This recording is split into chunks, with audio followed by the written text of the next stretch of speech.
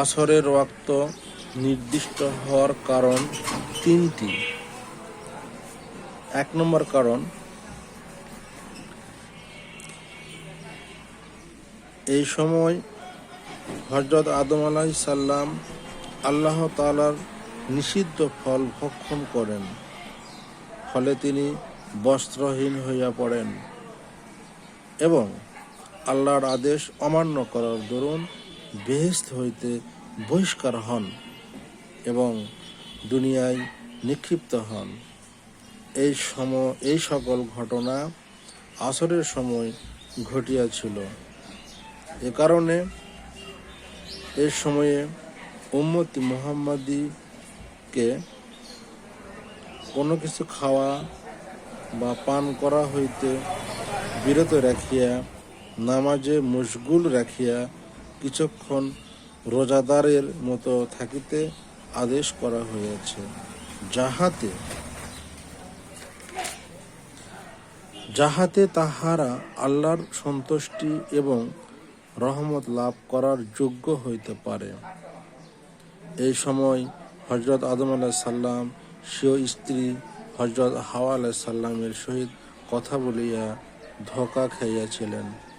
এই কারণে উম্মতি মুহাম্মাদীকে এ সময়ে নামাজের আদেশ করা হইয়াছে, যাহাতে তাহাদের নিজের স্ত্রীদ্বয়ের কথা এই জাহানে কাহারও সহিত কথা বলিতে না পারে এবং আল্লাহর সন্তুষ্টির পথ প্রশস্ত করিতে পারে।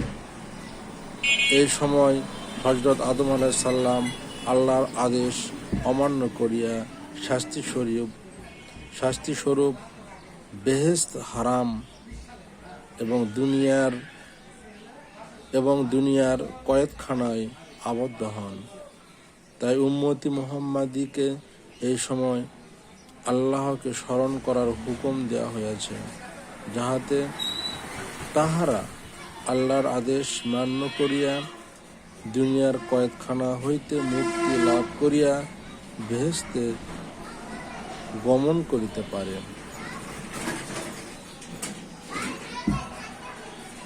2 নম্বর কারণ, হযরত ইউনূস আলাইহিস সালামকে আল্লাহ তাআলা 4টি অন্ধকার জায়গার মধ্যে কয়েদ করিয়া রাখিয়াছিলেন।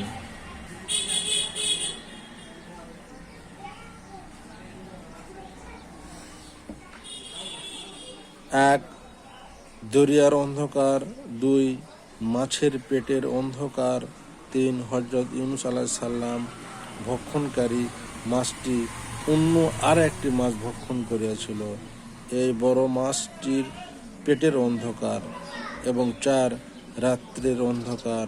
হযরত ইউনূস আলাইহিস সালাম আল্লাহ তাআলার দেয়া এই 4টি অন্ধকারের মধ্যে আবদ্ধ থাকিয়া ভীত সতস্ত্রভাবে পড়িতেছিলেন, লা ইলাহা ইল্লা আনতা সুবহানাকা ইন্নী কুনতু মিনাজ জালিমিন। অর্থাৎ, আপনি ভিন্ন, আর কোনো মাবুদ নাই, আপনি পবিত্র, আপনি নিশ্চয় জালেমদের অন্তর্ভুক্ত। আপনি পবিত্র, আমি নিশ্চয় জালেমদের অন্তর্ভুক্ত। হযরত ইউনূস আলাইহিস সালাম এর জিকির ও দোয়ার বরকতে আল্লাহ তাআলার হুকুমে মাছটি হযরত ইউনূস আলাইহিস সালামকে সমুদ্র উপকূলে জমিনে পরিত্যাগ করিয়া আসিল। কোরআন পাকে আছে, অর্থাৎ যদি হযরত ইউনূস আলাইহিস সালাম মাছের পেটে থাকিয়া তাসবিহ না পড়িত, তাহা হইলে কিয়ামত পর্যন্তই মাছের পেটে থাকিয়া যাইত। তাই আল্লাহ তাআলা উম্মতি মুহাম্মাদীর উপর এই সময় 4 রাকাত নামাজ ফরজ করিয়া দিয়েছেন, যেন তাহারা হযরত ইউনূস আলাইহিস সালামের মহা বিপদের কথা স্মরণ করে, আল্লাহর পবিত্র নাম এবং তাহার তাসবিহর শক্তির ফল চিন্তা করে এবং নামাজের বরকতে হযরত ইউনূস আলাইহিস সালাম নাই যাবতীয় অন্ধকার এবং মুসিবত হইতে বাঁচিয়া থাকিতে পারে।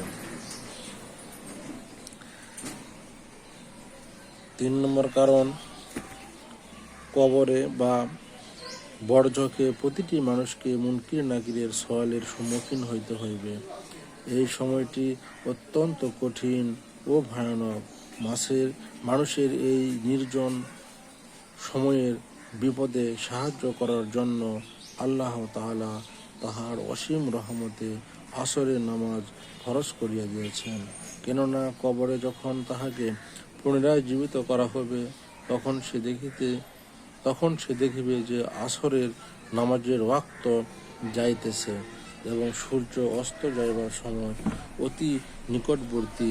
অথচ এই সময়ে মুনকার নাকির ফেরেশতা ভয়ানক মূর্তিতে আগমন করিয়া কঠোরভাবে তাহাদের প্রশ্ন করিবে। কিন্তু নামাজি ব্যক্তি আসরের নামাজের ওয়াক্ত চলিয়া যাইতেছে দেখিয়া যথাশীঘ্র নামাজ পড়িবার জন্য এতদূর উতলা ও তন্ময় হইয়া যাইবে যে মুনকির নাকিরের প্রশ্নের জন্য সে আদৌ পরোয়া করিবে না ও বিন্দুমাত্র ভীত হইবে না। আল্লাহ তাআলা আসরের নামাজ এই জন্য ফরজ করিয়াছেন যেন তাহার বান্দারা এই সময়ের নামাজ পড়িতে অভ্যস্ত থাকে এবং কবরে যাইয়া মুনকির নাকিরের সম্মুখে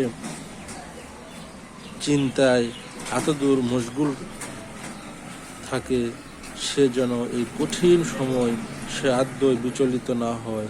4 রাকাত অন্ধকার হইতে এই চারি প্রকার অন্ধকার হইতে হযরত ইউনূস আলাইহিস সালাম যখন মুক্তি লাভ করেন তখন ছিল আসরের ওয়াক্ত। তিনি এই মহা বিপদ হইতে লাভ করিয়া আল্লাহর শুকরিয়া আদায় করার জন্য 4 রাকাত নামাজ পড়েন। এই 4 রাকাত নামাজ আল্লাহ আমাদের জন্য ফরজ করিয়া দিয়েছেন।